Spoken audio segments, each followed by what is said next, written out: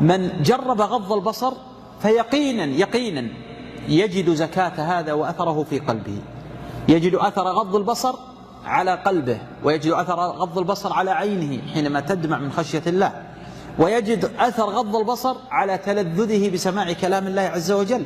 فالسماع الحرام، سماع الأغاني يؤثر، النظر إلى الحرام يؤثر، الكلام الحرام يؤثر.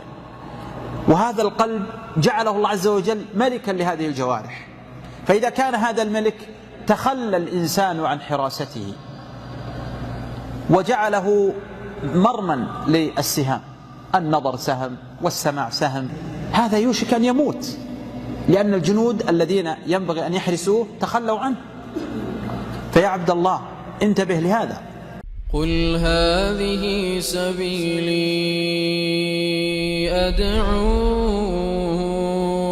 إلى الله